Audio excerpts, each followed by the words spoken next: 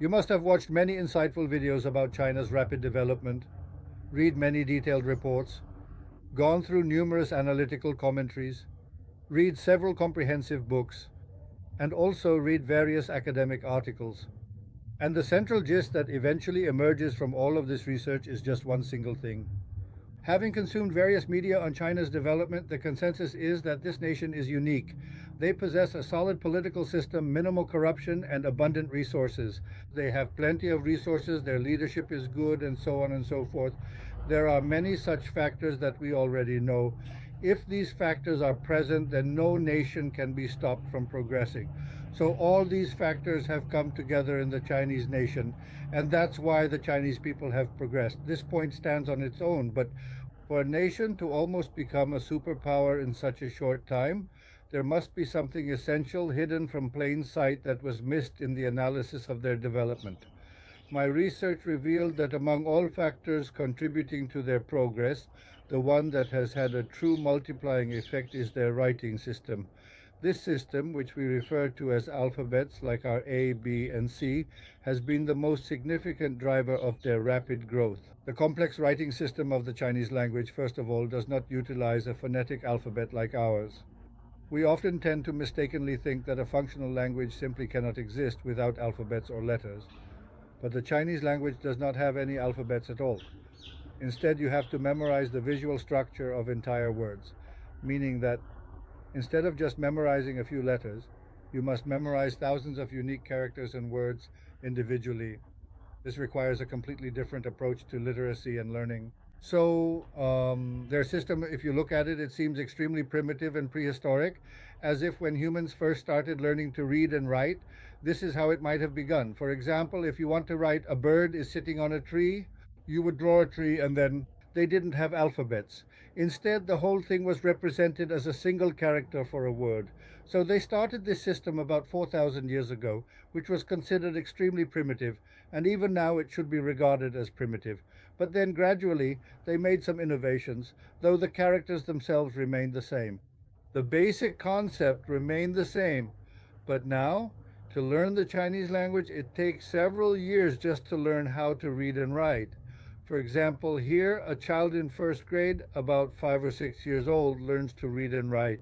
By second grade, I used to write letters. I would write letters for the women in my village when I was in second grade. But with the Chinese alphabet, to truly learn their intricate characters, it takes you several long years of dedicated study. For everyday conversation, for an average person, you need to memorize at least 3 to 4 or even 5,000 distinct characters. And then you have to learn the complex skill of how to read and write those characters correctly. You have to memorize those 4 or 5,000 characters, but when you move towards higher education, for example, if you become a doctor or an engineer, then you have to memorize the entire vocabulary related to that field. After memorizing thousands of characters, specialists like doctors or engineers must learn an entire field-specific vocabulary.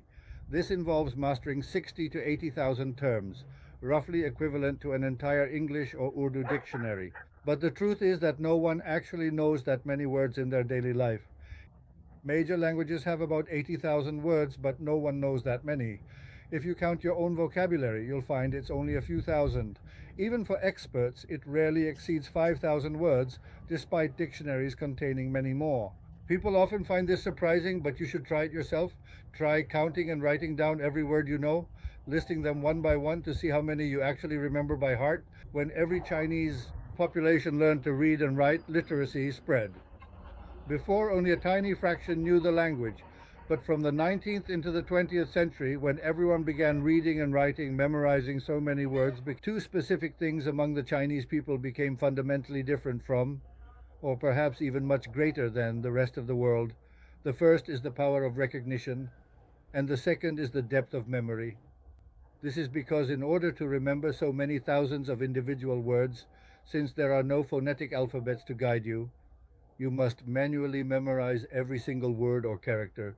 You naturally require such a strong memory and such keen recognition skills to distinguish them all. Now, when these two things, recognition and memory, become part of your nature, your temperament, then you become a certain way. It's like artists, right? Now they say this artist has a photographic memory. Artists usually have this trait. When they create something in front of them, they either imagine it or they look at it, and then because of their photographic memory, they can draw the entire thing exactly as it is, and the picture looks identical, which an ordinary person can't do. So you could say that the entire Chinese nation almost became artists. Their ability for recognition and memory, they look at it, and then because of their photographic memory, they can draw the entire thing, and the picture looks exactly the same, something an ordinary person can't do. So you could almost say that the entire Chinese nation became artists. Their ability for recognition and memory has increased so much in everyone to the level that a good artist should have. When the whole nation is like this, and then you add in other factors, their resources, their good governance, their politics, their economy, and so on and so forth, when all these things come together, they don't just add up, they multiply, making the overall impact much greater. Thanks for watching.